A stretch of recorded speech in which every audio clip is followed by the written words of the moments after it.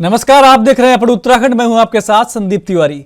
उत्तराखंड के मुख्यमंत्री पुष्कर सिंह धामी से मुख्यमंत्री कैंप कार्यालय में फिल्म अभिनेता नाना पाटेकर ने भेंट की। इस अवसर पर मुख्यमंत्री ने नाना पाटेकर को पहाड़ी टोपी पहनाई। अभिनेता नाना पाटेकर ने कहा कि देवभूमि के लोग बहुत अच्छे हैं, यहाँ के लोगों के व्यवहार में सौम्यता है। इसी दौरान सीएम धामी ने कहा कि उत्तराखंड में फिल्म उद्योग को प्रोत्साहित किया जा रहा है। फिल्म नीति को और अधिक आकर्षक बनाया जा रहा है ताकि राज्य में अधिक से अधिक फिल्म निर्माता आएं। सिंगल विंडो सिस्टम से शूटिंग की अनुमति प्रदान की जा रही है। शूटिंग के लिए कोई भी शुल्क नहीं लिया जा रहा है।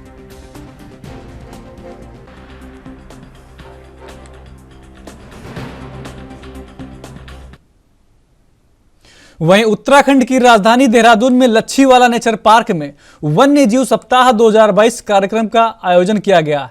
इस दौरान सीएम धामी ने अपने संबोधन में कहा कि हमारी संस्कृति का हमेशा ही वन्य जीवों का संरक्षण हिस्सा रहा है। हमारे वेदों और शास्त्रों में अनेक जगह वन्य जीवों के संरक्षण का उल्लेख मिलता है। आगे क्या कुछ कहा, आप देखिए।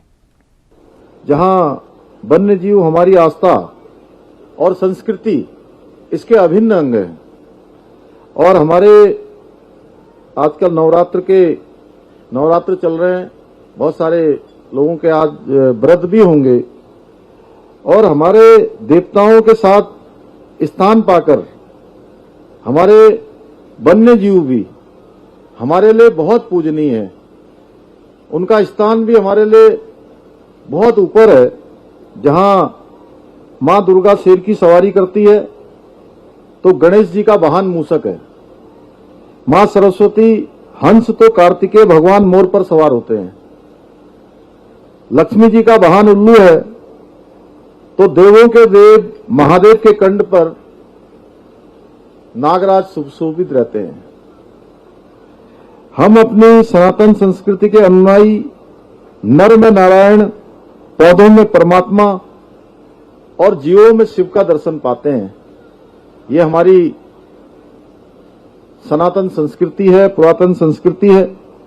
वन्य जीवों का संरक्षण, जहां हम सब लोग वन्य जीवों के इस सप्ताह के प्रारंभ होने पर एक संकल्प लेते हैं, एक तरह से मन से, वचन से, कर्म से, वाणी से, कि हम वन्य जीवों का संरक्षण करेंगे, उनका संवर्धन करेंगे। भारतीय वन्य जीव बोर्ड ने जैसा कि शुरू में बताया, वर्ष 1957 से अक्टूबर के पहले सप्ताह को वन्य जीव प्राणी सप्ताह के रूप में मनाने का निर्णय लिया गया। इस पूरे सप्ताह के दौरान प्रदेश के आम जनमानस को वन्य प्राणियों के संरक्षण से जोड़ने की दृष्टि से कई कार्यक्रम चलाए जाएंगे, जिसका यहां पर शुभारंभ हुआ है। और मुझे जब समीर सिन्हा जी मिलने के लिए आए थे, उस दिन मैंने, क्योंकि ये हो रहा था कि ये कार्यक्रम कहां पर आयोजित किया जाए, कौन सा स्थान हो जहां पर हम सब लोग मिलें और इस कार्यक्रम का शुभारंभ करें। तो मेरे मन में ही विचार आया, एक बार हो रहा था कि सारे बच्चों को मुख्यमंत्री आवास में बुलाया जाए, मुख्य सदन में जो मुख्य सेवक सदन है वहां पर इनका कार्यक्रम हो। तो बड़ी चर्चा हुई और यह भी लग रहा था कि प्यारे प्यारे हमारे नन्हे मुन्ने बच्चे वहां पर आएंगे तो उनको अच्छा लगेगा कि उस निवास के अंदर आकर वो खुश होंगे। लेकिन मेरे मन में विचार आया कि जहां हम वन्य जीवों के लिए, उनके संरक्षण के लिए सप्ताह मनाने जा रहे हैं, तो ये ऐसे स्थान पर होना चाहिए जहां का वातावरण भी ऐसा लगे कि हम वन्य जीवों के संरक्षण के लिए वास्तव। सांस्कृतिक एवं ऐतिहासिक नगर अल्मोड़ा में इन दिनों रामलीला मंचन की धूम मची हुई है। नगर के अनेक जगहों पर रामलीला का मंचन किया जा रहा है। अल्मोड़ा में रामलीला मंचन का इतिहास काफी पुराना है। जानकारों के अनुसार 1860 में भद्रेश्वर मंदिर से अल्मोड़ा में रामलीलाओं का प्रारंभ हुआ था। इसके बाद जनपद के सैकड़ों जगहों पर रामलीला का मंचन शुरू हो गया था।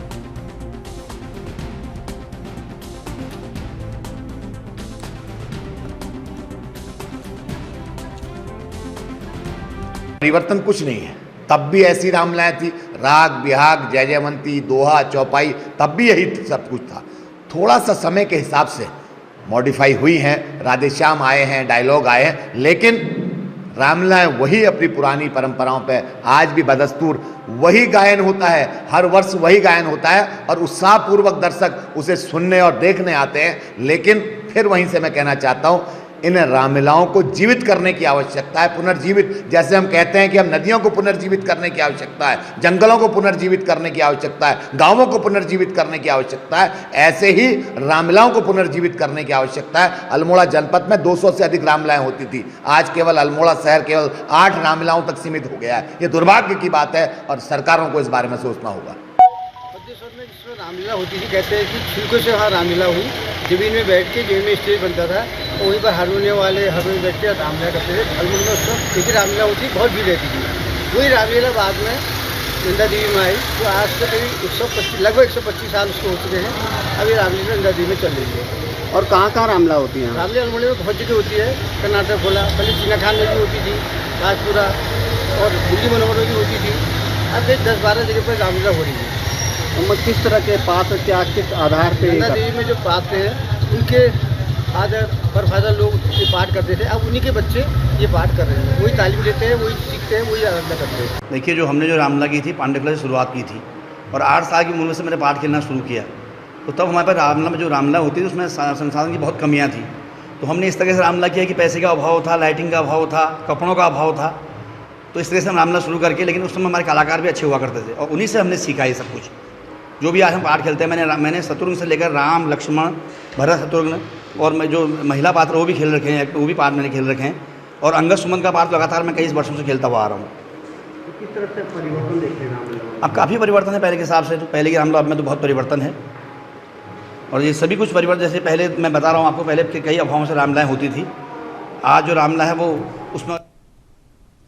राजधानी देहरादून में लगातार डेंगू के मामलों में इजाफा हो रहा है, तो वहीं दूसरी तरफ डेंगू के बढ़ते मामलों में जिम्मेदार स्वास्थ्य विभाग की चिंताओं को बढ़ाने का काम किया जा रहा है। बढ़ते मामलों को लेकर प्रभारी स्वास्थ्य सचिव से लेकर देहरादून के डीएम लगातार विभागीय बैठक कर रहे हैं, लेकिन बैठक सिर्फ बैठकों में ही सिमट कर रह गई है। वहीं जिला मलेरिया अधिकारी सुभाष जोशी ने कहा कि मामलों में लगातार इजाफा हो रहा है, जिसे देखते हुए क्षेत्र में लगातार फॉगिंग की जा रही है।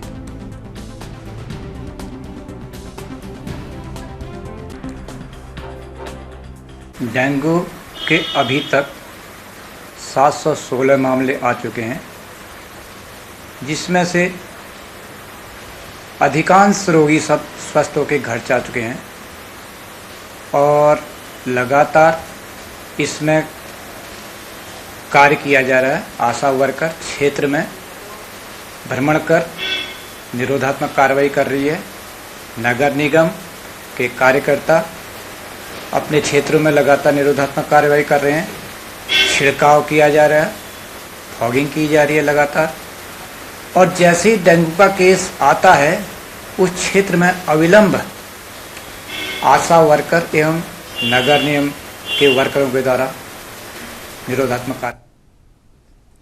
वहीं उत्तराखंड में नशे के खिलाफ अभियान लगातार जारी है। वहीं काशीपुर में वरिष्ठ पुलिस अधीक्षक के निर्देश पर नशे के विरुद्ध चलाए जा रहे अभियान के तहत कुंडा पुलिस ने अलग अलग स्थानों से चरस और शराब समेत 2 अभियुक्तों को गिरफ्तार भी किया है। पकड़े गए आरोपियों में से अवैध शराब के पाउच और चरस बरामद हुई है। फिलहाल पुलिस आगे की कार्रवाई में जुटी हुई है।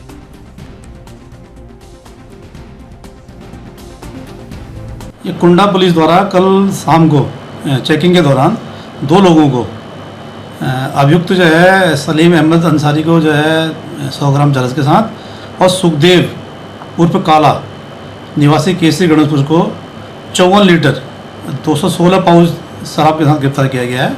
दोनों अभियुक्त गणों को गिरफ्तार करके आज माननीय न्यायालय के समक्ष पेश किया जा रहा है। जैसा कि एसएसपी महोदय के निर्देश हैं कि जो है अवैध शराब और चरस इसमें के विरोध अभियान चलाया जाए, उसी क्रम में जो है कुंडा पुलिस द्वारा भी एक अभियान के तहत अवैध शराब एवं अवैध इसमें चरस के विरुद्ध कड़ी कार्रवाई की जा रही है और लगातार जो है अभियुक्त गणों को गिरफ्तार करके जेल भेजा जा रहा है। इस वर्ष अभी तक लगभग 24 या 25 मामलों में अभियुक्त गणों को गिरफ्तार करके खाली एनडीपीएस के मामलों में गिरफ्तार करके जेल भेजा गया है और उनके विरुद्ध कार्रवाई। वहीं ऋषिकेश में आधी रात को आबकारी विभाग ने अमित ग्राम गुज्जर प्लांट गुमानीवाला में केवल सिंह नाम के शख्स के घर अचानक छापेमारी कर दी। आबकारी विभाग की टीम को देखकर घर में सो रहे लोगों में हड़कंप मच गया। आबकारी विभाग की टीम ने पूरे घर की तलाशी ली तो 2 दीवारों के बीच में चिनाई कर छिपाकर रखे गए एक टैंक पर आबकारी विभाग की नजर पड़ गई। पूछताछ करने पर घर के लोग जवाब देने से बचते रहे, लेकिन सख्ती से पूछताछ की तो केवल सिंह नाम के युवक ने परत दर परत कच्ची शराब के धंधे की पोल खोलनी शुरू कर दी। पूछताछ के बाद आरोपी को हिरासत में ले लिया गया।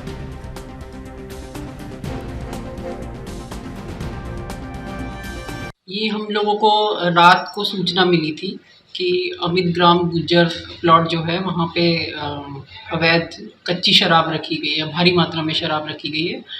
तो हमको सूचना मिलने पर हमारी टीम द्वारा वहाँ पे छापेमारी की गई और रात को लगभग 12 बजे के करीब जब हमारे द्वारा दरवाज़ा उनका खटखटाया गया तो काफ़ी देर तक उन लोगों ने दरवाज़ा नहीं खोला।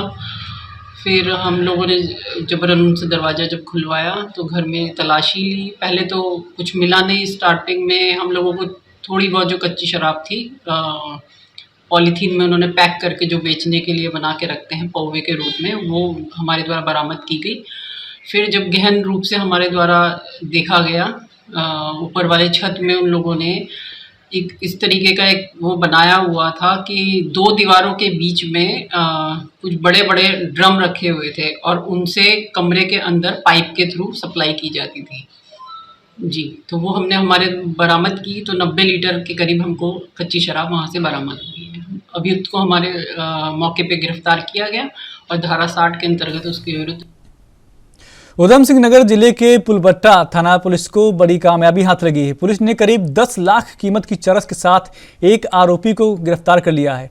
पुलिस ने पकड़े गए नशे तस्कर मुकेश कुमार उर्फ गौतम के खिलाफ मुकदमा दर्ज कर आगे की कार्रवाई शुरू कर दी गई है।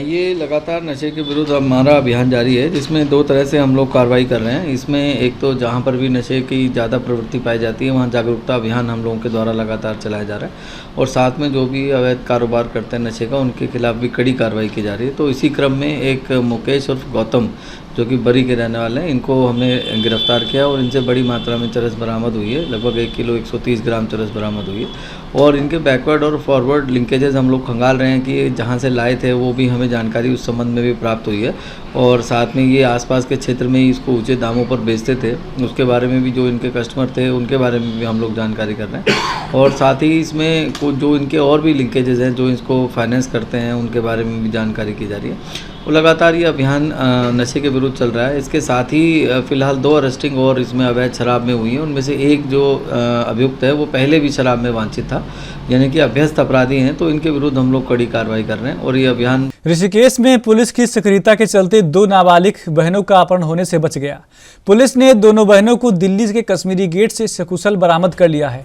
दरअसल चौकी क्षेत्र अंतर्गत 2 नाबालिग सगी बहनें संदिग्ध परिस्थितियों में लापता हो गई थी। सूचना मिलने पर पुलिस ने तत्काल अंकिता हत्याकांड से सबक लेते हुए अपनी जांच को शुरू कर दिया। सीसीटीवी कैमरे की फुटेज में दोनों बहनें कोयल घाटी तिराहे तक ऑटो से पहुंचती हुई दिखाई दी, जहां से वह रोडवेज बस में बैठकर हरिद्वार की ओर रवाना हो गई थी। मामले की गंभीरता को देखते हुए एसएसपी दलीप सिंह कुंवर ने भी तत्काल नाबालिगों की बरामदगी के लिए पुलिस और एसओजी देहात की टीम को निर्देशित किया। उसके बाद नाबालिग बहनों को तलाशते हुए पुलिस दिल्ली पहुंची, जहां कश्मीरी गेट से दोनों नाबालिग बहनों को सकुशल बरामद कर लिया। पूछताछ में बहनों ने बताया कि वो सोशल मीडिया के जरिए फरीदाबाद के रहने वाले 2 लड़कों के संपर्क में आ गई थी।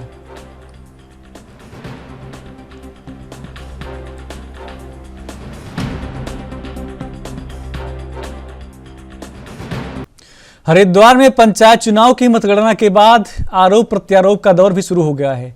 भगवानपुर की सिकरोधा जिला पंचायत सीट से बसपा समर्थित प्रत्याशी दानिस्ता खातून ने प्रशासन पर पंचायत चुनाव में गड़बड़ी कराने और बीजेपी प्रत्याशी को जिताने का आरोप लगाया है। हरिद्वार में प्रेस वार्ता के दौरान दानिस्ता ने बताया कि मतगणना के दौरान पहले तो अधिकारियों ने उन्हें विजयी घोषित कर दिया, लेकिन बाद में बीजेपी प्रत्याशी की जीत की घोषणा कर दी। इसके ना चाहने पर भी रिकाउंटिंग कराई गई और वोटों की हेरफेर कर उन्हें हरा दिया गया। अब दानिस्ता ने आरोप लगाया कि शिकायत करने के बावजूद प्रशासन उनकी नहीं सुन रहा है, इसलिए न्याय पाने के लिए अब वो न्यायालय में वाद दायर करेगी।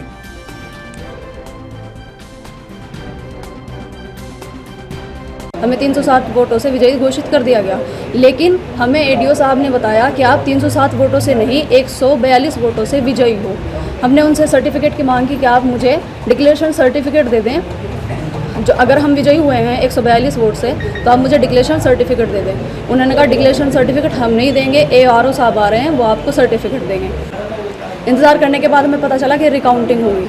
रिकाउंटिंग उन्होंने अपने हिसाब से की। प्रशासन ने शासन के दबाव में काम किया। रिकाउंटिंग 12 बजे के बाद स्टार्ट हुई। 12 बजे के बाद जब रिकाउंटिंग स्टार्ट हुई, उन्होंने कहा उसमें उन्होंने अपने इनवैलिड वोट वैलिड बताकर 67 वोटों से उन्हें विजयी घोषित कर दिया। भाजपा समर्थित प्रत्याशी मंजू सैनी। उसकी शिकायत की आपने वहाँ पर? हमारी कोई सुनवाई नहीं हुई, जबकि जो हमारे एजेंट थे, जो हमारे साथ वहाँ समर्थक थे, काम करने वाले थे, उन्हें धक्के मारकर बाहर निकाल दिया गया। मैं कोर्ट जाऊंगी, न्यायालय जाऊंगी, वहाँ से इंसाफ मिले। उत्तराखंड के पूर्व सीएम त्रिवेंद्र सिंह रावत ने देश के दूसरे CDS अनिल चौहान को बधाई दी है। उन्होंने कहा कि ये उत्तराखंड के लिए बहुत सौभाग्य की बात है कि देश को दूसरा CDS भी पौड़ी जिले से है। वहीं इस मौके पर अंकिता हत्याकांड को लेकर पूर्व सीएम ने कहा कि अंकिता की हत्या को लेकर शुरू के दिन से ही जांच की जा रही है। तमाम साक्ष्य पुलिस के पास हैं और अब SIT इस पर जांच कर रही है। अपराधियों को बिल्कुल भी बख्शा नहीं जाएगा। हमारे काबिल अफसर इस पूरी जांच में जुटे हुए हैं। हर हाल में अंकिता के हत्यारों को सरकार माफ नहीं करेगी। उत्तराखंड को पुनः या ये कहें कि देश का दूसरा CDS देने का भी जो सौभाग्य मिला है उत्तराखंड को मिला है। और ये भी एक संयोग है, सौभाग्य है कि जनरल बिपिन रावत जो पहले CDS हुए वे भी गोरखा राइफल से थे, 11 गोरखा राइफल से थे। और जो हमारे चौहान साहब हैं वो भी 11 गोरखा राइफल से हैं। एक संयोग है, सौभाग्य है उस पलटन का भी और उत्तराखंड का भी कि दूसरा जो CDS है वो भी उत्तराखंड को मिला है। देखिए भाई, उस पर जांच हुई है, पुलिस ने बहुत बेहतर काम किया है। देखिए 24 घंटे के अंदर तीनों अपराधियों को, घटना के स्थल को और तमाम जो आवश्यक जो तथ्य होते हैं जो इस तरह के केस में जरूरत होती है उनको एकत्रित करने का काम पौड़ी जिले की पुलिस ने किया है। भारत सरकार स्वास्थ्य विभाग द्वारा प्रधानमंत्री नरेंद्र मोदी जी के जन्मदिवस के अवसर पर 17 सितंबर से 1 अक्टूबर तक देश भर में आयोजित रक्तदान अमृत महोत्सव में उत्तराखंड को रक्तदाता कलेक्शन में दूसरा स्थान हासिल हुआ है।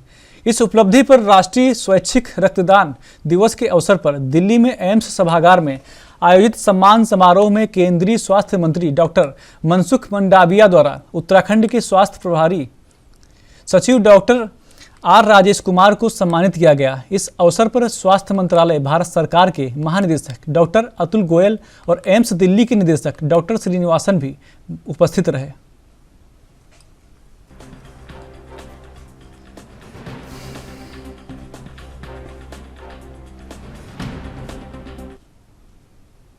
उत्तराखंड के खास बुलेटिन में मेरे साथ इतना ही। बाकी देश प्रदेश की तमाम खबरों के लिए देखते रहिए NB न्यूज़। नमस्कार।